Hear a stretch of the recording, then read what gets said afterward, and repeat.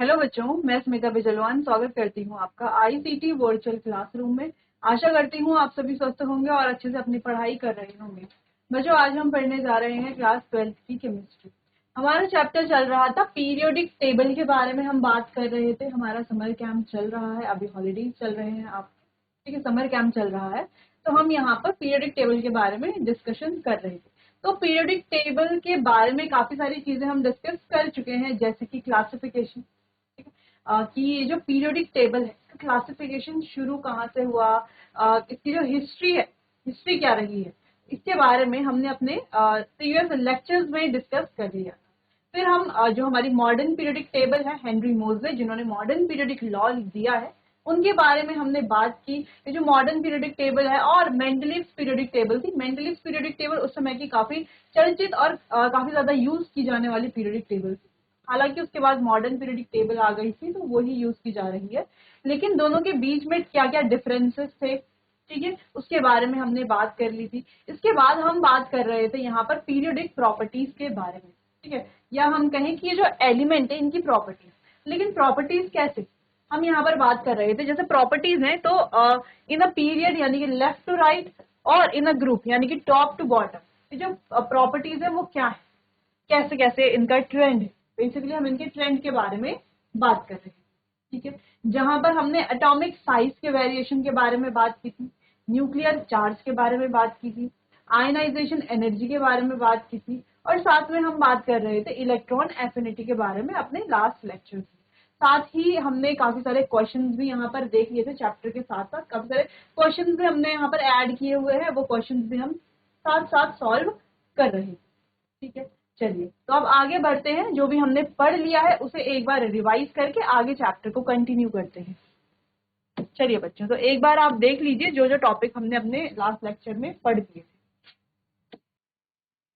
चलिए, अच्छा, इलेक्ट्रॉन की फिलिंग कैसे की जाएगी इसको हमने बहुत डिटेल में समझा था, ठीक है।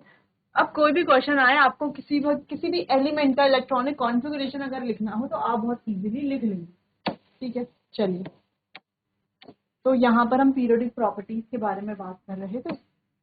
तो एटॉमिक साइज हमने डिस्कस कर लिया था।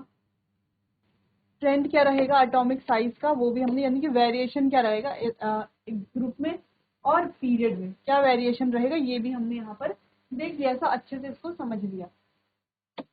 नेक्स्ट हमने बात की थी effective nuclear charge. Effective nuclear charge जिसको हम जेड इफेक्टिव भी बोलते हैं, ये जेड इफेक्टिव है क्या? जेड इफेक्टिव क्या है? Actual attraction power of nucleus. चलिए, ये भी हो गया। फिर हमने बात की आयनाइजेशन एनर्जी की। आयनाइजेशन एनर्जी है क्या? इलेक्ट्रॉन को रिमूव करने के लिए जो एनर्जी चाहिए, यानी कोई लूजली बाउंड इलेक्ट्रॉन है उसे किसी आइसोलेटेड गैसेस एटम से रिमूव करने के लिए जो एनर्जी चाहिए उसी को कहेंगे आयनाइजेशन एनर्जी। और क्या क्या फैक्टर रिस्पॉन्सिबल है आयनाइजेशन एनर्जी के लिए ये भी हमने डिस्कस कर लिया था। फिर हम बात कर रहे थे जो कुछ क्वेश्चंस हमने ये देख लिए थे, ये क्वेश्चंस थे, ये क्वेश्चंस थे। फिर हम बात कर रहे थे इलेक्ट्रॉन एफिनिटी के बारे में। अब इलेक्ट्रॉन एफिनिटी है क्या? इलेक्ट्रॉन को एक्सेप्ट करने की जो टेंडेंसी है। जैसे जब हम इलेक्ट्रॉन आयनाइजेशन एनर्जी के सॉरी जब हम आयनाइजेशन एनर्जी के बारे में बात कर रहे थे तो वहां पर हमने देखा कि इलेक्ट्रॉन को रिमूव करने के लिए जो एनर्जी चाहिए, देखिए, क्योंकि वहां पर क्या था, टेंडेंसी टू रिमूव इलेक्ट्रॉन। यहाँ पर क्या है? Tendency to accept electron. Electron को एक्सेप्ट करने के लिए जो एनर्जी चाहिए, ठीक है, एनर्जी चाहिए, जो एनर्जी रिलीज होती है। जैसे कि हमने यहाँ पर कहा amount of energy release when a gaseous atom accept the electron to form a gaseous anion. जब कोई एटम इलेक्ट्रॉन को एक्सेप्ट करता है तो जो एनर्जी वहां पर रिलीज होती है उसी को हम क्या कह रहे हैं? इलेक्ट्रॉन एफिनिटी बोल रहे हैं। ये एक एक्सोथर्मिक प्रोसेस है। क्यों है एक्सोथर्मिक प्रोसेस? क्योंकि यहाँ पर हीट रिलीज हो रही है। हम जानते हैं दो तरह की प्रोसेसेस होती है, एक होती है हमारी एंडोथर्मिक, एक होती है एक्सोथर्मिक। एंडोथर्मिक प्रोसेसेस कौन सी प्रोसेसेस हैं? जब प्रोसेस हो रही है, जब कोई रिएक्शन हो रही है तो वहां पर हम क्या करते हैं, जब हीट हम प्रोसेस में दे रहे हैं, ठीक है, यानी कभी किसी रिएक्शन में या प्रोसेस में जब हम हीट दे रहे हैं रिएक्शन के दौरान, तो उस रिएक्शन को कहा जाता है एंडोथर्मिक रिएक्शन। और जब किसी रिएक्शन के दौरान हीट रिलीज हो रही है, जैसे कि यहाँ पर हो रही है, हीट रिलीज हो रही है, तो उसे कहा जाता है एक्सोथर्मिक रिएक्शन, ठीक है। चलिए, exothermic reaction this is an exothermic process for all non noble gas element. तो जितने भी हमारे नॉन नोबल गैस एलिमेंट हैं उन सभी के लिए एक्सोथर्मिक है, ठीक है। It is denoted by EA and इसकी यूनिट होती है किलो जूल पर मोल। हमने वेरिएशन की बात कर ली थी इलेक्ट्रॉन एफिनिटी के पीरियड में भी और ग्रुप में भी। जब हम पीरियड में लेफ्ट से राइट की तरफ बढ़ते हैं तो इलेक्ट्रॉन एफिनिटी क्या होती है, इंक्रीज होती है, ठीक है। क्योंकि अच्छा ऐसा क्यों भी होता है, क्योंकि इफेक्टिव न्यूक्लियर चार्ज क्या हो रहा है, इंक्रीज हो रहा है। इफेक्टिव न्यूक्लियर चार्ज इंक्रीज हो रहा है which more readily pulls new electron inward, जिसकी वजह से इलेक्ट्रॉन क्या होंगे, न्यूक्लियर चार्ज बढ़ रहा है यानी कि इलेक्ट्रॉन न्यूक्लियस की तरफ अट्रैक्ट ज्यादा होंगे। न्यूक्लियर चार्ज बढ़ने का मतलब है जेड इफेक्टिव बढ़ना। यहाँ पर इसको ऐसे समझ सकते हैं, इसको यहाँ पर समझते हैं इस लाइन को, ये है हमारा न्यूक्लियर चार्ज, ठीक है, और ये शेल्स में क्या है, इलेक्ट्रॉन्स है, ठीक है। इन इलेक्ट्रॉन को अपनी तरफ तो ये अट्रैक्ट करेगा ही, अगर जेड इफेक्टिव ज्यादा है तो ये क्या करेगा, इन्हें अपनी तरफ अट्रैक्ट करेगा। जो नया इलेक्ट्रॉन हम यहाँ पर ये हम चाह रहे हैं कि ये ले ले, तो वो भी क्या करेगा, अपनी तरफ एक्सेप्ट करे, क्योंकि जेड इफेक्टिव ज्यादा है।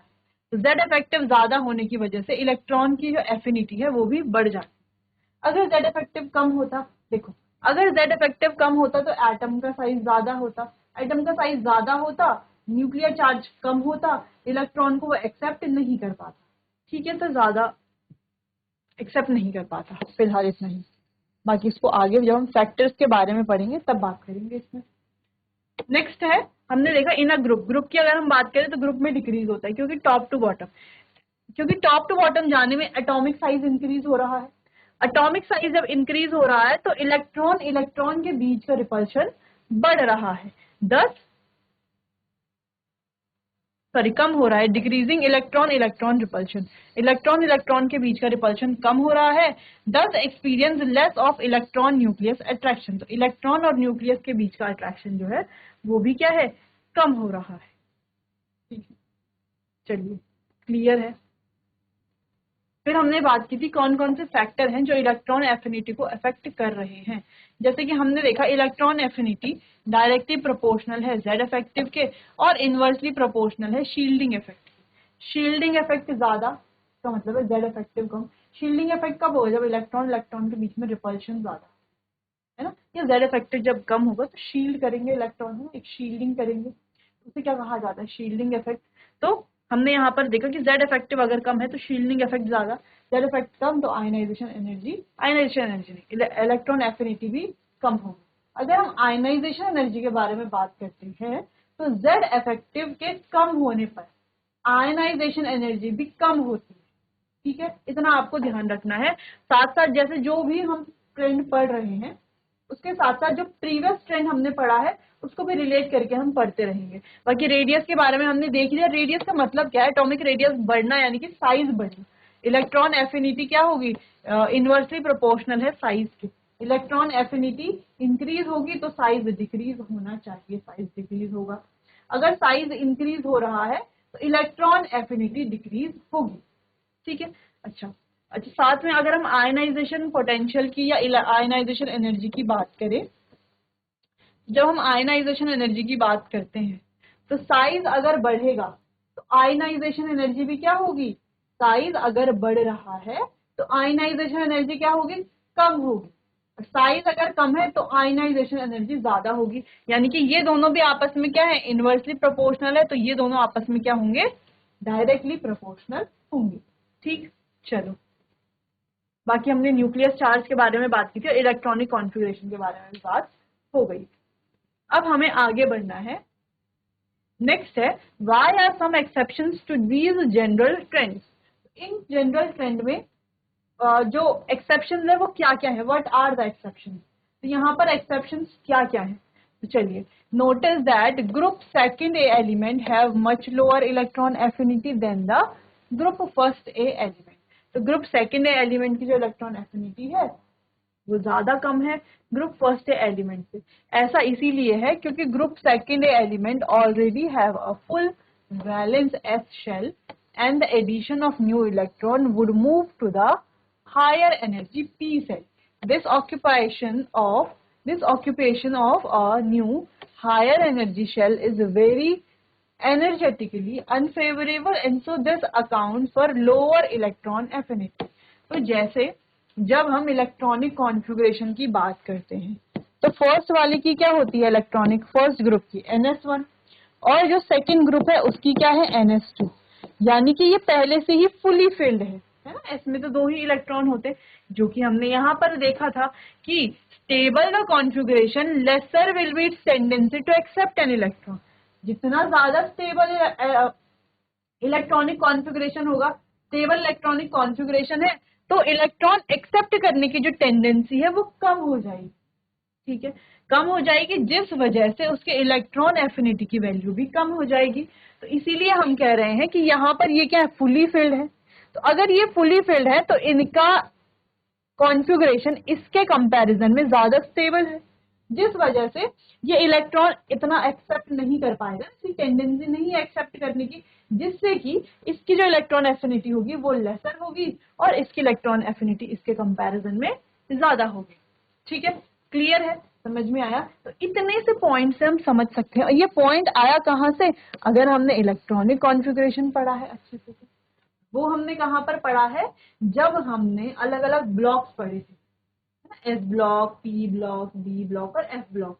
इन सभी ब्लॉक्स में हमने इनकी जनरल इलेक्ट्रॉनिक कॉन्फ़िगरेशन की बात की थी। हालांकि इनके बीच बीच में कुछ एक्सेप्शनल केसेस भी होते हैं। जैसे अगर हम डी ब्लॉक की बात करें तो जैसे कॉपर है, क्रोमियम है, ठीक है, तो कई केसेस वहां पर हैं जिनमें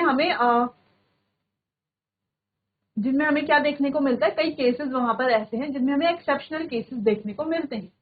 उनके अलावा जनरल इलेक्ट्रॉनिक कॉन्फ़िगरेशन हमने एस पी डी एफ सबकी पढ़ ली थी, जनरल प्रॉपर्टीज पढ़ ली थी। ठीक है, तो उसी से रिलेट करके हमें ट्रेंड्स भी पढ़ना है। तो सारी चीजें आपस में कनेक्टेड है। तो ऐसा नहीं कि हम ट्रेंड अलग से पढ़ रहे हैं वहां पर जो हमने प्रॉपर्टीज छोड़ दी है, ऐसा नहीं करना है। प्रॉपर्टीज को भी अच्छे से हमें पढ़ना था क्योंकि हमने पढ़ लिया है, और ट्रेंड्स को भी हमें अच्छे से पढ़ना है। प्रॉपर्टीज अच्छे से पढ़ी हुई होंगी तो ट्रेंड ज्यादा अच्छे से समझ में आ जाएगा। इतना जो यहाँ पे लिखा हुआ है इसको हमें बहुत ज्यादा दिमाग लगा के नहीं समझना पड़ेगा, अब हम इसे बहुत इजीली समझ चुके हैं। क्यों? क्योंकि भाई ये तो स्टेबल कॉन्फ़िगरेशन है। ठीक है, जब इलेक्ट्रॉन आएगा तो कहाँ जाएगा, पी में ही तो जाएगा, है ना, आगे ही तो जाएगा इलेक्ट्रॉन। ठीक, क्लियर। इसी वजह से तो यही यहाँ पर लिखा गया है, full valence shell s, the addition of new electron would move to the higher energy p shell. तो नया इलेक्ट्रॉन जब हम ऐड करेंगे आएगा कहाँ से, एस में तो जगह ही नहीं है, तो वो पी में चला जाएगा।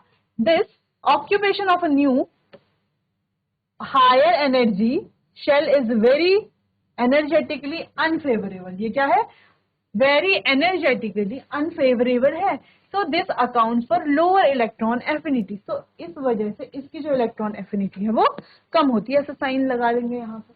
ठीक है, चलिए अगला है नोटिस। अच्छा, कुछ नोटिस पॉइंट्स भी हैं जो इंपॉर्टेंट पॉइंट है वो देख लेने हैं। Also the same trend in as compare to the more negative electron affinities of, this is because the group 5a element stable configuration, half filled p orbital is more stable than partially filled. ठीक है, so less tendency to accept extra electron, hence group 4a element feel less electron affinity। तो same ऐसा 4a 5a के बारे में भी कहा गया है। ठीक है, तो आप देख लेंगे पीरियोडिक टेबल से इसको। Notice that the period 3 element actually have the greatest electron affinity instead of period 2।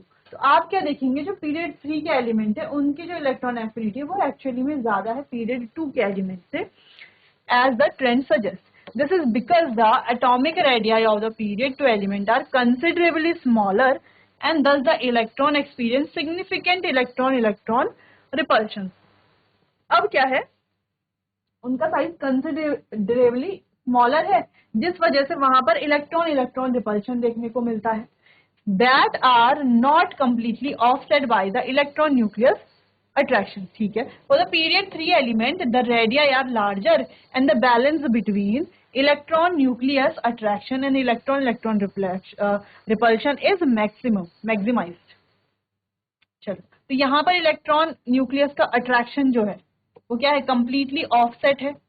ठीक है, और यहाँ पर इलेक्ट्रॉन इलेक्ट्रॉन का रिपल्शन क्या है, मैक्सिमाइज्ड है। किसमें, पीरियड 3 में।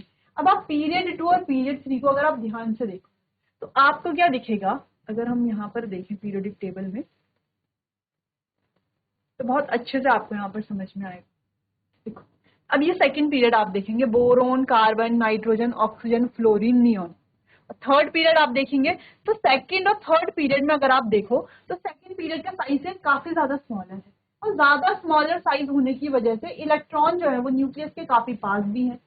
इससे क्या होगा, इलेक्ट्रॉन इलेक्ट्रॉन रिपल्शन भी होगा, न्यूक्लियस का अट्रैक्शन भी होगा, दोनों चीजें। जबकि यहाँ पर साइज क्या है, थोड़ा सा बड़ा है इसके कंपैरिजन में, तो बड़ा ही है। ठीक है, तो यही यहाँ पर कहा जा रहा है, आप सिंपली यहाँ पर देख सकते हो, तो वही यहाँ पर कहा जा रहा है। ठीक है, तो ये तीनों नोटिस, सॉरी एक तो क्वेश्चन है और दो यहाँ पर नोटिस है, या नोट करके आप डाल। चलिए नोट कीजिए इतना, फिर आगे बढ़ते हैं।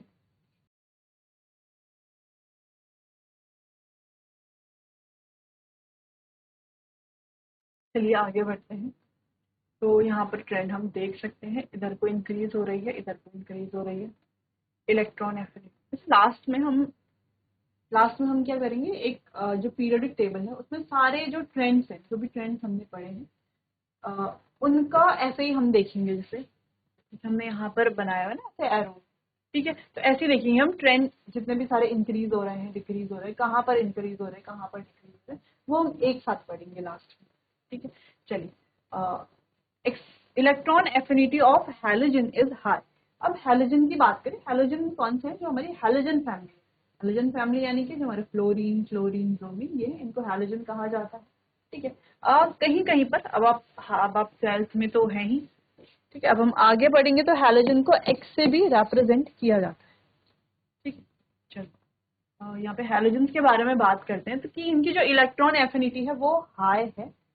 अच्छा, इलेक्ट्रॉन एफिनिटी क्या है, उसमें अभी तक आपको कोई कंफ्यूजन नहीं होनी चाहिए। इलेक्ट्रॉन एफिनिटी क्या है, हमने कहा कि जो हम इलेक्ट्रॉन क्या करवा रहे हैं, इलेक्ट्रॉन का एडिशन करवा रहे हैं।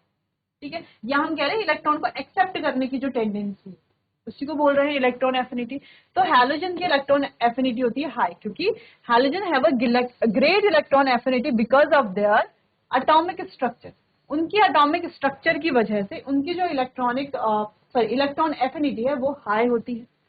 They have monovalent electron than others in the respective periods. तो उनके पास क्या है, मोनोवैलेंट इलेक्ट्रॉन्स है। Thus, it is easier for the halogen to gain electrons to fulfill a stable octet. एक तो उनको इलेक्ट्रॉन चाहिए ही अपना ऑक्टेट कंप्लीट करने।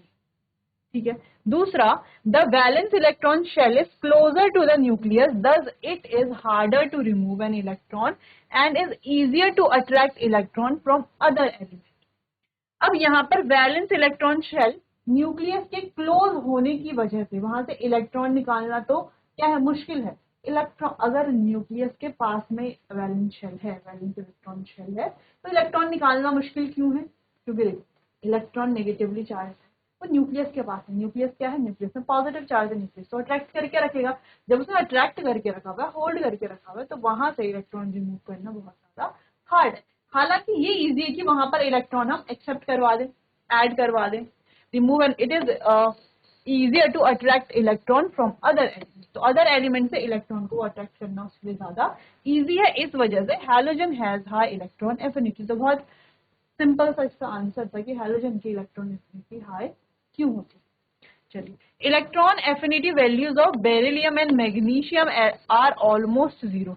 अगर हम बेरिलियम और मैग्नीशियम की बात करें तो इनकी इलेक्ट्रॉन एफिनिटी ऑलमोस्ट जीरो है। तो ऐसा क्यों है, क्योंकि बेरिलियम और magnesium are almost zero because the outer electronic configuration of beryllium is 1s2 और magnesium is 2s2, beryllium is 1s2 2s2। Here s subshell is completely filled, क्योंकि इसकी s subshell completely filled है, electron की जरूरत इसको है नहीं। It is quite stable, यानी कि क्या है, ये स्टेबल जैसा ही है। लाइकवाइज देखो क्या होता है इसका atomic number 4। Likewise the other electronic configuration of Mg is any यानी कि इलेक्ट्रॉनिक कॉन्फ़िगरेशन ऐसे तो लिखी जाती है, प्रीवियस नोबल गैस आ गई हमारी, और ये हो गए 3s2। यहाँ पे भी s में क्या है, 2 इलेक्ट्रॉन है, और ये हमारा कौन से ग्रुप के हैं, आपको ध्यान रखना ये कौन से ग्रुप का है। और ये तो खैर आगे हमारे पास है तो सेकेंड पीरियड का ही, लेकिन आगे ग्रुप का है। ठीक है, डी ब्लॉक के बाद टी ब्लॉक का है। Here also the outer subshell is completely filled. It is also stable. So in case of both beryllium and magnesium, there is no addition of electron. क्योंकि अगर हमारा S वाला subshell completely filled है ही, तो इसको जरूरत नहीं है इलेक्ट्रॉन की, पहले से स्टेबल है।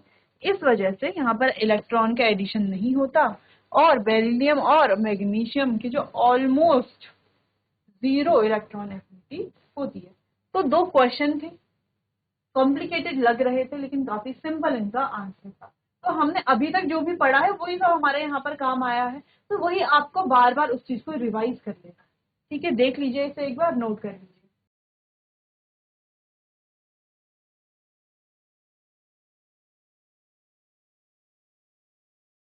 चलिए आगे बढ़ते हैं, बात करते हैं इलेक्ट्रोनेगेटिविटी। अब इलेक्ट्रोनेगेटिविटी क्या है और इसे काय से भी रिप्रेजेंट किया जाता है, इस तरीके से काय साइन होता है, इसे भी रिप्रेजेंट किया जाता है। आगे देखते हैं इलेक्ट्रोनेगेटिविटी क्या है। It is the tendency of an atom in a molecule to attract the shared pair of electron. It is denoted by En. En है, Fn है, En। ठीक है, चलो क्या कहा जा रहा है कि ये टेंडेंसी है एटम की या मॉलिक्यूल की to attract shared pair of electron, यानी कि जो शेयर्ड पेयर ऑफ इलेक्ट्रॉन है उसको अट्रैक्ट करने की टेंडेंसी को क्या कहा जा रहा है, इलेक्ट्रोनेगेटिविटी कहा जा रहा है। जैसे कि हम कह रहे हैं हमारे पास है HCl। अभी HCl ऐसा तो दिख रहा है, लेकिन ये HCl कैसा होगा, H और Cl की अगर हम बात करें। ठीक है, चलो तो देखो यहाँ पर क्या है, यहाँ पर एक इलेक्ट्रॉन है ना। जब एक इलेक्ट्रॉन मिला होगा तभी तो ये बॉन्ड बना। इस बॉन्ड का मतलब ही क्या है कि यहाँ पर क्या है, 2 इलेक्ट्रॉन है। 2 इलेक्ट्रॉन किसने दिए होंगे, इस हाइड्रोजन, एक हाइड्रोजन ने दिया है, एक क्लोरीन ने, तभी जाकर तो बॉन्ड बना। काफी इजी सिंपल सी बात है ना, एक इलेक्ट्रॉन हाइड्रोजन का है, एक इलेक्ट्रॉन क्लोरीन का है, तभी जाकर के ये बॉन्ड बना। लेकिन जब हम दोनों को देखते हैं यहाँ, ये Cl क्या है, ज्यादा ताकतवर है, या हम कह सकते हैं ज्यादा इलेक्ट्रोनेगेटिव है। ठीक है, किससे, हाइड्रोजन से। अभी हम इलेक्ट्रोनेगेटिविटी टेबल देखेंगे, वहां पर हमें पता चल जाएगा कौन सा एलिमेंट ज्यादा इलेक्ट्रोनेगेटिव है, कौन सा कम इलेक्ट्रोनेगेटिव है, किसकी इलेक्ट्रोनेगेटिविटी हायर है, ये भी हमें पता चल जाएगा। ठीक है, टेबल से देखने से। तो यहाँ पर क्या है, देखो ये दोनों क्या है, ये शेयर्ड पेयर इलेक्ट्रॉन, ये शेयर्ड पेयर है, इलेक्ट्रॉन की एक शेयर्ड पेयर है, इसको ये दोनों शेयर कर रहे हैं, इसलिए इनके बीच में बॉन्ड बना हुआ है। अब क्लोरीन के ज्यादा इलेक्ट्रोनेगेटिव होने की वजह से यहाँ पर एक डेल नेगेटिव या डेल्टा नेगेटिव चार्ज क्रिएट हो जाता है। अब यहाँ पर डेल्टा नेगेटिव चार्ज क्रिएट हो जाता है तो यहाँ पर एक डेल पॉजिटिव चार्ज क्रिएट हो जाता है। अब इसके पास नेगेटिव चार्ज है, ये ज्यादा स्ट्रॉन्गर है, तो ये क्या करता है, इलेक्ट्रॉन पेयर को अपनी तरफ अट्रैक्ट करता है। अब आप कहेंगे अपनी तरफ अट्रैक्ट करना, दोनों ने शेयर किए हुए इसलिए तो बीच में है ये इलेक्ट्रॉन पेयर, लेकिन ये ज्यादा इलेक्ट्रोनेगेटिव है, इस वजह से ये क्या करता है, इलेक्ट्रॉन पेयर को अपनी तरफ अट्रैक्ट करता है, जिससे कि होता क्या है कि ये जो इलेक्ट्रॉन पेयर है इसके पास में आ जाती है, इलेक्ट्रॉन पेयर इसकी तरफ आ जाती है, ये ज्यादा इलेक्ट्रोनेगेटिव है इस वजह से। क्लियर, चलिए तो चलिए बच्चों, इलेक्ट्रोनेगेटिविटी का एक इंट्रोडक्शन तो हमने देख लिया है, बाकी इसे कंटिन्यू करेंगे हम अपने आने वाले अगले सेशन में। तब तक के लिए आपका बहुत बहुत धन्यवाद।